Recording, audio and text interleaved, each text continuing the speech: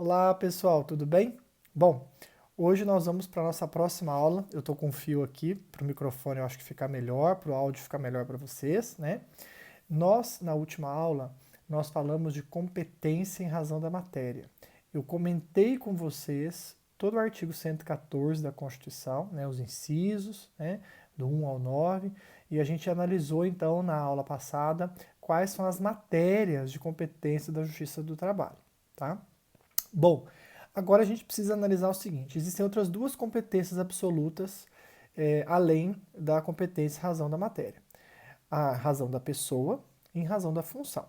Em razão da função, a gente tem que analisar que é a competência que o legislador determina para cada órgão do judiciário. Então, por exemplo, a vara do trabalho, se a gente analisar o artigo 652, ela é competente funcionalmente para julgar todas as questões que envolvem reclamação trabalhista ligadas a contrato de trabalho.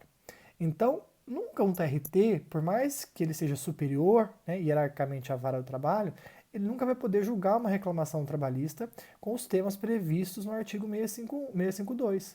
Por quê? Porque o 652 deixa claro que quando você vai discutir contrato de trabalho, até mesmo inquérito judicial por ação de falta grave, né, esses temas são de competência da vara do trabalho, a competência funcional da vara. Então o TRT não pode julgar. Assim como os tribunais também têm competência para ação rescisória. É competência originária do TRT ou do TST o julgamento da ação rescisória. Então, nunca uma vara do trabalho vai conseguir julgar uma ação rescisória nem um dissídio coletivo. Porque tanto a ação rescisória quanto o dissídio coletivo são de competência funcional dos tribunais.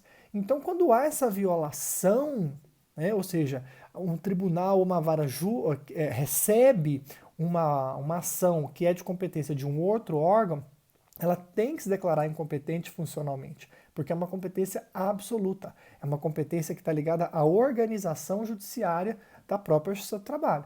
Então, o que acontece? Desculpa pela minha tosse, mas enfim, o que acontece nesse caso? Se a competência funcional é violada, o juiz, ao receber essa ação que não é da competência funcional dele, ele se declara incompetente e extingue o processo, ou alguns até remetem o processo ao órgão que seria o competente, mas o normal é extinguir a ação naquele órgão ali e informar para a parte que ela teria que ter ajuizado a ação no órgão correto, né? na decisão que extingue o feito. Então isso é competência funcional. Cada órgão tem a sua competência definida por lei e o advogado principalmente tem que saber para ele não poder ingressar com ação no órgão errado. Tá? Em relação à competência em razão da matéria, razão da matéria, perdão, competência em razão da pessoa, nós temos algumas pessoas que possuem competência e possuem privilégios em alguma parte do judiciário. Por exemplo, deputados e senadores, eles devem ser processados quando tiver ações envolvendo o seu mandato, a sua atuação como deputados e senadores no Supremo Tribunal Federal. Então, existe uma competência nesse caso, em razão da pessoa, para o Supremo Tribunal Federal. O STF tem competência para julgar as questões que envolvem os atos praticados pelos deputados e senadores nos seus mandatos. Outra questão é o artigo que é importante para nós, o artigo que mais é cobrado na nossa área, em provas especialmente, é o artigo 109, inciso 1 da Constituição. O artigo 109, inciso 1 da Constituição diz assim, ó, vou bem devagar para não bater no microfone, para não fazer muito barulho para vocês, para não atrapalhar, tá? O 109 diz assim: aos juízes federais compete processar e julgar, inciso 1. Então está falando que compete aos juízes federais. As causas em que a União, entidade autárquica ou empresa pública federal forem interessadas na condição de autoras, rés, assistentes ou oponentes. Então, em regra, as ações que envolvem a União, as suas autarquias, né, e as suas empresas públicas é de competência da Justiça Federal. Mas tem exceção.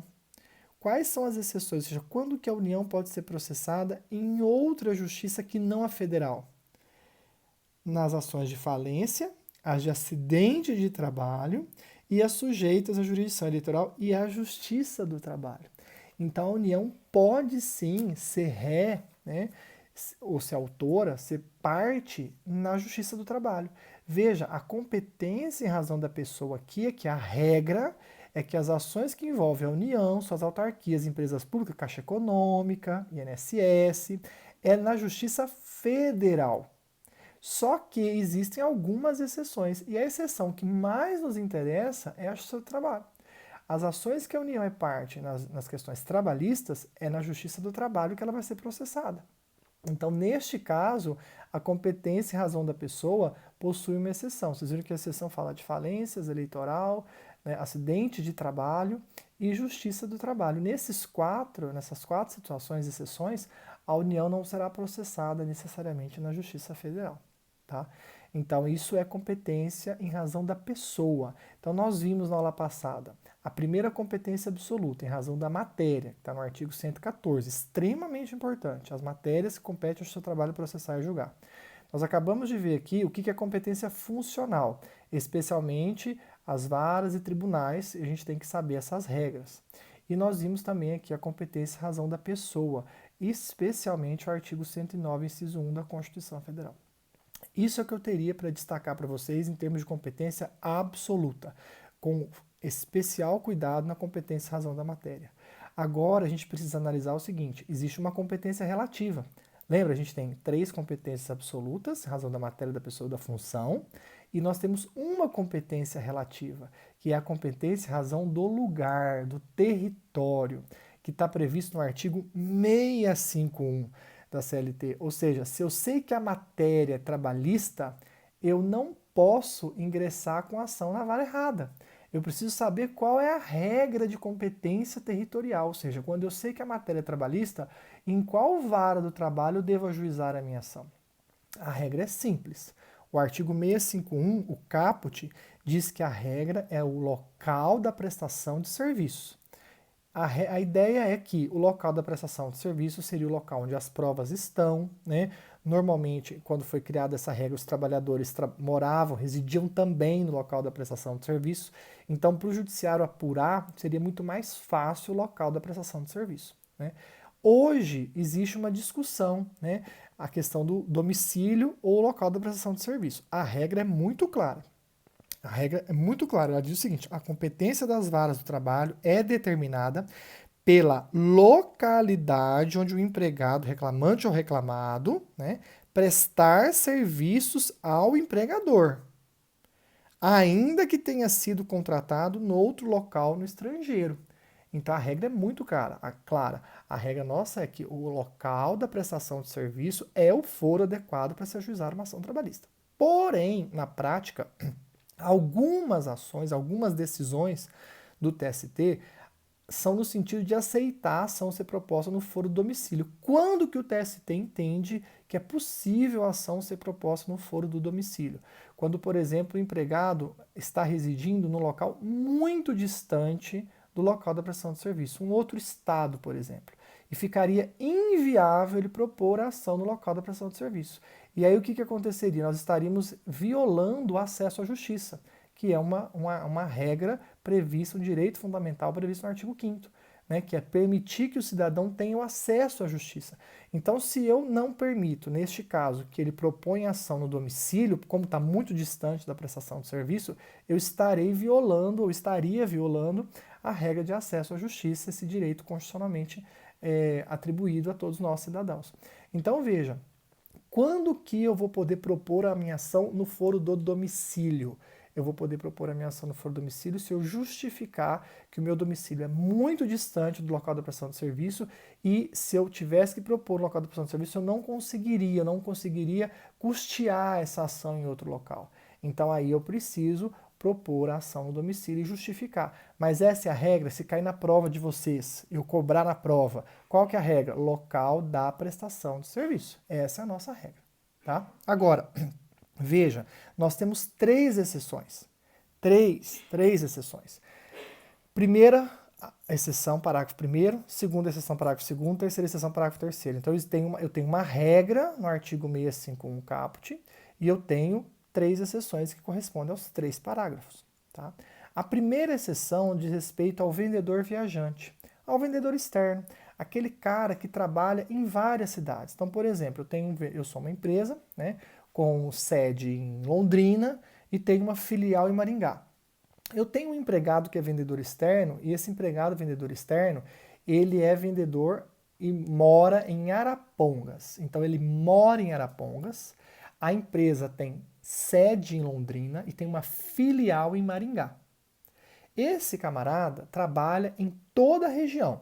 Rolândia, Arapongas, Apucarana, Maringá, Londrina, Cornélio, em todo o norte do Paraná. Então veja, quando esse camarada for demitido, onde é que ele vai propor ação? Se eu disser que é o local da prestação de serviço, ele presta serviço em todas essas cidades. Então seria qualquer uma delas. E aí a CLT fala, não. Se a ação se tratar de um vendedor externo, de um vendedor viajante, nós temos que respeitar a seguinte exceção. Parágrafo 1º. Quando for parte de dissídio agente ou viajante comercial, a competência será da junta da localidade. Então a ação será proposta na vara da localidade em que a empresa tem agência ou filial e a esta o empregado esteja subordinado. Então, eu tenho que me perguntar, ele mora em Arapongas, a filial é em Maringá e a empresa tem uma sede em Londrina. Onde esse empregado está subordinado? Se ele está subordinado à sede em Londrina, a ação tem que ser em Londrina. Se ele está subordinado à filial em Maringá, ele tem que propor ação em Maringá. Então ele tem que propor ação na vara do trabalho do local da empresa, do local que ele está subordinado, da cidade que ele está subordinado, ou filial, ou a matriz ou a sede da empresa. Mas, aí vem o detalhe da lei. E se Londrina ou Maringá não tivessem vara do trabalho? Então vamos imaginar no nosso exemplo que esse empregado está subordinado à sede em Londrina. Imaginemos hipoteticamente que Londrina não tenha vara do trabalho. Onde é que ele vai propor essa ação? Aí a saída será competente a vara em que o empregado tenha domicílio. Então aí ele pode propor ação em Arapongas. Então se ele mora em Arapongas, existe uma filial em Maringá e ele está vinculado à sede em Londrina, ele tem que primeiro propor em Londrina. Se Londrina não tiver, aí ele vai propor ação aonde? No foro do seu domicílio, que é Arapongas. Se Arapongas não tiver, ele fala aqui, na localidade mais próxima. Existe uma divergência, essa localidade mais próxima é mais próxima de Londrina, onde seria a ação, né, originária, ou se é mais próximo do domicílio. Entende-se que é mais próximo do domicílio, porque para facilitar o acesso à justiça. Né? Então a regra seria Londrina, porque ele está subordinado a Londrina. Londrina não tendo vara de trabalho, Arapongas, porque ele mora em Arapongas. Arapongas não tendo a cidade mais próxima a Arapongas, que tem a vara do trabalho. Essa seria a exceção referente apenas ao vendedor externo, vendedor viajante. Então que fique claro que essa exceção só diz respeito ao vendedor viajante. Se eu perguntar na prova que o cara é vendedor externo, falar claramente que ele é vendedor externo, e que ele mora em Arapongas, e eu não falar onde ele está vinculado, aí a ação vai ter que ser no domicílio. Porque se o exercício não te der o local que ele está vinculado, então não tem como saber. Então aí eu pulo o local que ele está vinculado e vou no foro do domicílio, porque é uma regra que eu tenho que respeitar. Se é vendedor externo, primeiro no local que ele está vinculado. Se não tiver, no domicílio. Se não tiver, no local mais próximo. Então cuidado com isso, porque cai bastante a competência territorial. Lembra que eu comentei que as duas competências mais importantes são a competência da matéria e a competência territorial. Saber quais são as matérias e saber onde eu tenho que propor a ação. Tá? O parágrafo 2º, ele fala de trabalhadores, né, de brasileiros que moram aqui no Brasil, são contratados para trabalhar aqui e vão prestar serviço no exterior. Então, por exemplo, eu sou brasileiro, sou contratado de uma empresa aqui no Brasil, a empresa pode ser multinacional ou não, pode ser brasileira ou não, né? Então eu sou brasileiro, sou contratado aqui no Brasil e aí vou trabalhar no Iraque. Sou contratado aqui no Brasil para prestar serviço no Iraque. Vou para o Iraque, fico lá 1, 2 anos, volto ao Brasil, sou mandado embora. Onde é que eu vou propor essa ação? Na Justiça do Trabalho Brasileira. A ação, neste caso, é proposta na Justiça do Trabalho Brasileira, salvo se existir uma convenção internacional neste caso, aí eu tenho que aplicar o foro da convenção internacional. Se não tiver convenção internacional dizendo qual é o foro, que são convenções realmente difíceis de acontecer, de existir na prática, né? Eu posso propor ação no foro aqui da Justiça do Trabalho Brasileira. Eu vou ver o último local que eu prestei serviço e vou propor ação ali. Tá? Essa é a disposição. Então, se eu sou brasileiro, sou contratado aqui no Brasil, eu trabalho para uma empresa aqui no Brasil, a empresa pode ser multinacional ou brasileira, e vou transferido para o exterior, presto um serviço lá. Quando eu volto, se eu sou mandado embora, eu posso propor ação aqui no Brasil, porque eu fui contratado aqui, o meu vínculo era com a empresa aqui no Brasil. Tá? Agora, qual direito material que eu vou aplicar? Eu vou aplicar as regras do Iraque, as regras de direito do trabalho do Iraque ou as regras de direito do trabalho brasileira? Aí eu tenho que analisar qual é a mais favorável em relação a cada instituto. Se no Iraque é melhor a hora extra, eu provo que no Iraque era melhor a hora extra que no Brasil e o juiz tem que aplicar a hora extra do Iraque. Se as férias no Brasil é melhor, eu peço para aplicar as férias do Brasil. Então eu poderia aplicar, neste caso, duas legislações de direito material, a do Iraque e a do Brasil, ou seja, a que for mais favorável ao trabalhador em cada matéria. Só que aí, lógico, se eu propor uma ação dessa no seu trabalho, eu vou ter que informar, vou ter que traduzir a lei iraquiana, vou ter que mostrar para o juiz, né, que realmente a hora extra no Iraque era bem melhor que no Brasil, então eu tenho direito a receber a hora extra de lá. E as férias daqui, porque as férias de lá que eu recebi era pior, então eu tinha que receber as férias do Brasil, que é de pelo menos 30 dias. Então eu vou ter que fazer essa comparação e aquilo que a empresa me pagou a menos, o juiz vai determinar que ela pague o valor ou a diferença do direito que era melhor, seja no Iraque ou seja no Brasil. Tá? Então, a regra de direito material é a que for mais favorável em cada instituto. Tá? Deixa eu desligar o WhatsApp aqui, porque senão vai fazer um barulho de mensagem que vai nos atrapalhar. Tá? Então, veja, artigo 651, parágrafo 2º. Eu vou ler com vocês novamente. Novamente não, eu vou ler para ratificar o que eu falei. A competência das varas do trabalho estabelecida nesse artigo estende-se aos dissídios ocorridos em agência ou filial no estrangeiro, desde que o empregado seja brasileiro e não haja convenção internacional dispondo em contrário. Então, olha o detalhe, a competência da vara do trabalho, estabelecida nesse artigo, que é a vara do trabalho do Brasil, do local, da prestação de serviço, do último, né? Estende-se aos dissídios ocorridos em agência ou filial no estrangeiro, desde que o empregado seja brasileiro e não haja convenção internacional dispondo em contrário. Então, quer dizer, se eu tenho um empregado brasileiro e eu trabalho numa agência ou numa filial aqui no Brasil, né, e vou para o exterior, sou transferido para trabalhar no exterior, esse período, então, quando eu voltar, eu posso propor ação aqui no Brasil, né, porque eu sou um brasileiro, fui contratado aqui, trabalhava aqui. Né. Agora, é óbvio que se eu for para o Iraque sozinho, fui para lá e arrumei um emprego lá e fui contratado lá, a ação tem que ser proposta lá e o direito trabalhista é o de lá. Né? Então, se eu vou para os Estados Unidos e arrumo um emprego nos Estados Unidos e a empresa lá não me paga, eu vou propor a ação lá. Eu só vou propor ação aqui no Brasil quando eu sou contratado, sou brasileiro, estou aqui no Brasil trabalhando numa empresa, ou sou contratado aqui por essa empresa para trabalhar no exterior. Aí sim faz sentido quando eu voltar a propor a ação aqui, desde que não haja convenção internacional dispondo em contrário. Tá? E a última exceção fala de empresas que têm atividade, que desenvolvem atividade fora do local da sua contratação. Então, por exemplo, o circo, teatro, empresas em exposição. O circo e o teatro é um exemplo clássico, né? Eles podem contratar a pessoa em qualquer cidade e essa pessoa vai trabalhar com ele em vários locais. Ou seja, o circo e o teatro, eles não prestam serviço no local que eles contratam, eles vão prestar serviço em vários locais, né? Então, quando eu tenho uma empresa que desenvolve as suas atividades fora do local da contratação e ela contrata um trabalhador, neste caso, o trabalhador pode escolher entre o local que ele foi contratado para propor ação ou de qualquer local que ele prestou serviço. Então, se você pegar o parágrafo 3º do artigo 651, diz assim, peraí.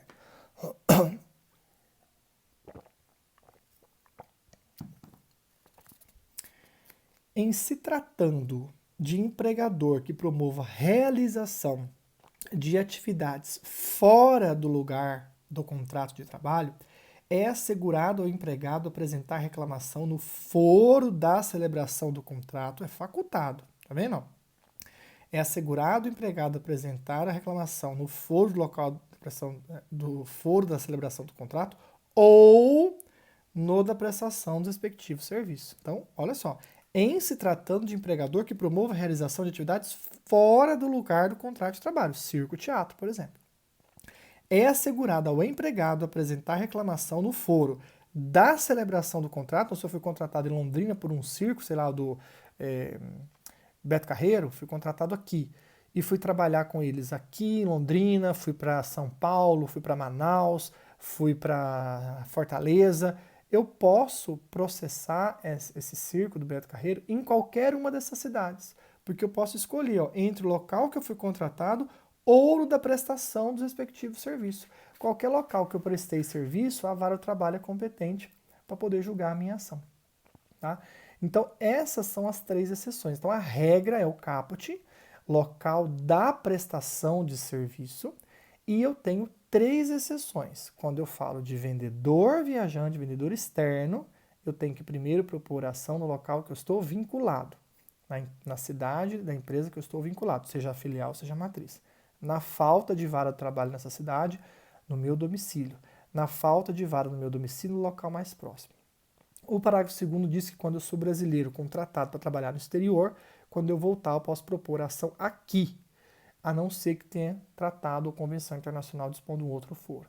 E o parágrafo 3º traz que se eu trabalho numa empresa que presta serviço fora, realiza atividades fora do local da contratação, eu como empregado, quando sou mandado embora, posso escolher o local que eu vou prestar, que eu vou propor a ação, ou no local que eu fui contratado, ou em qualquer um dos que eu prestei serviço. Então, essa é a interpretação do artigo 651, com o parágrafo caput na regra, né? A regra está no caput, e as exceções nos 3 parágrafos. Eu coloquei para vocês aí na nossa sala virtual, junto com esse vídeo, né, uma questãozinha, 2 questõezinhas. Se vocês puderem acompanhar comigo, abram aí, vou dar um tempinho para vocês abrirem. Está escrito assim, questões para fixação de conteúdo. São 2 questões de OAB que eu separei para discutir com vocês. A primeira questão diz assim, acompanhe comigo. Ó. Plínio foi empregado da sociedade empresário Marca Alimentos S.A. Ele prestou serviços no estados do Rio de Janeiro, São Paulo e Minas. Residindo hoje neste último. Então agora ele reside em Minas, mas ele prestou serviço no Rio, São Paulo e Minas. Hoje ele reside em Minas. Ao ser dispensado, ajuizou reclamação trabalhista em face da sociedade empresária, ao qual foi distribuída na 99ª Vara do Trabalho de Belo Horizonte, Minas Gerais. Então, como ele estava em Belo Horizonte, ele propôs a ação em Belo Horizonte. Na audiência, a sociedade empresária apresentou exceção de incompetência, alegando que a ação deveria ter sido ajuizada em São Paulo, local da contratação e sede da ré. Diante disso, respondo aos itens a seguir. Observadas as regras de competência territorial, onde Plínio deveria ajuizar a ação? Então veja, lembra que a competência territorial ela é relativa? Por que ela é relativa? Porque ela é de interesse dos particulares, certo? O artigo 800 da CLT deixa claro que quando o empregado propõe ação no foro errado, no local, na vara errada, a empresa tem 5 dias úteis da notificação. Então, quando a empresa é citada, ela recebe a citação pelo correio, ela tem 5 dias úteis para discutir essa competência territorial através de uma petiçãozinha chamada exceção de incompetência territorial. Por isso que nós falamos que a competência relativa ela preclui, porque ela não pode ser alegada de ofício, ela tem que ser alegada pela parte, ela tem prazo, porque ela é de interesse das partes. Então, se a empresa não apresenta essa exceção de incompetência territorial em 5 dias úteis da sua citação, para o judiciário, para o Estado brasileiro, quer dizer que essa empresa aceitou aquele local. Então, para ela está tudo certo. Se para ela está tudo certo, para o Estado mais ainda. Porque para o Estado o que importa é que um juiz de trabalho julgue a ação. Ele não quer saber qual é a vara. Quem tem que se preocupar se a vara está correta ou não são as partes. Então, se a empresa não se manifestar, não apresentar uma exceção de incompetência em 5 dias úteis da sua citação, preclui aquela vara que no primeiro momento era incompetente territorialmente, torna-se competente territorialmente. Ela prorroga a competência, né? Ela torna-se competente porque precluiu, porque a empresa não se manifestou no prazo. Então, por isso que a competência relativa não pode declarar de ofício, a parte tem que alegar. E no caso da trabalhista, ela tem que ser alegada pela empresa, pela ré, em até 5 dias úteis da sua citação. Aqui no caso, ele colocou, observadas as regras de competência, onde Plínio deveria ajuizar a ação. Então ele deixa claro aqui que ele quer que você mostre qual que é o foro correto, porque o Plínio, ele prestou serviço no Rio, em São Paulo e em Minas. E ele mora em Minas, ele propôs a ação em Minas Gerais. Então, o que você alegaria? Ou seja, onde é o foro correto? Presta atenção. É uma pegadinha isso aqui. Porque muita gente falou assim, bom, ele prestou serviço no Rio, São Paulo e Minas, então ele é vendedor. O exercício não falou que ele é vendedor. Se o exercício tivesse falado que ele era vendedor, aí a gente ia ter que ver onde é que ele está vinculado. Não falou. Se ele não está vinculado, não falou onde ele está vinculado, aí eu vou para o foro do domicílio. Aí tá certo, Minas Gerais. Mas o exercício não falou que ele é vendedor. Então, se o exercício não falou que ele é vendedor, ele pode ajuizar a ação em qualquer um dos estados. Porque se aí eu tenho que a análise que eu quero que vocês façam é essa. Eu tenho que ver as exceções, as 3 exceções se enquadram aqui? Ele falou que ele é vendedor viajante? Não. Então não enquadra o parágrafo primeiro. Falou que ele foi contratado para trabalhar no exterior? Não, não falou. Falou que a empresa promove atividades fora? Deu a entender. Mas se eu usar o caput ou o parágrafo terceiro neste caso, não vai fazer diferença. Porque se eu usar o caput, que fala que é prestação de serviço, qualquer um dos 3 está certo, porque ele prestou serviço nos 3. Se eu usar o parágrafo terceiro para falar que ele pode escolher entre o local da contratação e dos respectivos serviços, a resposta vai ser a mesma. Então o gabarito até aceitou você colocar o 651 caput ou o parágrafo terceiro. Mas a resposta que ele queria é que você colocasse assim: Plínio deverá ajuizar a ação em qualquer um dos 3 estados. Essa era a questão. Você tinha que deixar claro que era qualquer um. Se você colocasse em Minas, ou em Belo Horizonte, ou em São Paulo, ou São Paulo e Rio, estaria errado. Você tinha que deixar claro que essa ação poderia ser ajuizada em qualquer um dos 3, porque eu não tinha aqui nenhuma situação de exceção de vendedor viajante, e eu não tinha a situação do parágrafo 2º, que é contratado para trabalhar no exterior. Então, cuidado com isso nas provas, tá? A última questão, a questão 2, ela diz o seguinte. Então, a resposta da questão 1 na letra A era qualquer um dos 3 locais, né, que ele prestou serviço, com base no 651 caput ou no parágrafo 3º da CLT, tá bom? O 2 diz lá, juventino brasileiro, residente domiciliado em João Pessoa, foi contratado pela empresa Engenharia S.A., com sede em Salvador, para trabalhar como mestre de obras. Após 2 anos trabalhando em João Pessoa, foi transferido para trabalhar no Japão, onde ficou por 3 anos. Retornando ao Brasil, após laborar por 1 mês, foi dispensado imotivadamente. Insatisfeito, ajuizou a ação trabalhista, requerendo que lhe fossem pagos todos os direitos previstos na legislação brasileira. Onde ele ajuizou a ação? No Brasil. Por quê? Porque era no Brasil. É a hipótese do 651, parágrafo 2º. Contratado aqui, trabalhava aqui, né, em João Pessoa, e depois foi transferido para o Japão, ficou lá 3 anos no Japão. Quando voltou, ele vai propor a ação aqui. Aí a questão, ela envolve o direito material. Ó. Insatisfeito, ajuizou a ação trabalhista requerendo que lhe fossem pagos todos os direitos previstos na legislação brasileira no período em que trabalhou fora do país, pois no Japão tinha apenas 7 dias de férias por ano. Então, ele está certo em querer que as férias sejam do Brasil, porque lembra que a regra, isso está no artigo 3º, inciso 2º da Lei 7.064/82. Essa Lei 7.064/82, ela cuida do trabalhador transferido no exterior. O trabalhador que é transferido para o exterior, essa é a lei que cuida dele, é a 7.064/82. No artigo 3º, inciso 2º, ele fala que deve ser aplicado a lei que é mais favorável em relação a cada instituto. Férias, a lei brasileira é melhor, porque ela está falando que é 7 dias, no Brasil é 30. Fala, não tinha FGTS. Opa, no Brasil tem, então a lei brasileira é melhor em relação ao FGTS. E a jornada de trabalho era de 9 horas, a nosso limite é 8 horas. Então, nos 3 pontos aqui, realmente a lei brasileira era melhor. E aí eu tinha que realmente aplicar a lei brasileira. O juiz julgou o pedido improcedente, o juiz falou que não é a lei brasileira, fundamentando a decisão no princípio da lei do local da prestação de serviço. Logo, a aplicação da lei brasileira no Brasil e a japonesa no Japão, mesmo porque Juventino trabalhou mais tempo fora do que dentro do Brasil. Essa decisão foi acertada por que, fundamente? Então, a decisão não foi acertada porque o juiz teria que ter aplicado a norma mais favorável em relação a cada instituto. A resposta é o artigo 3º, inciso 2º da Lei 7.064/82. A lei brasileira, neste caso, que tinha que ser aplicada, porque ela era mais favorável em relação a todos os institutos, e não a lei japonesa. Tá? Então, a resposta aqui é no sentido de você pensar, bom, é a Justiça do Trabalho brasileira? É o 651, parágrafo 2º, está sendo respeitado. E qual que é o direito material?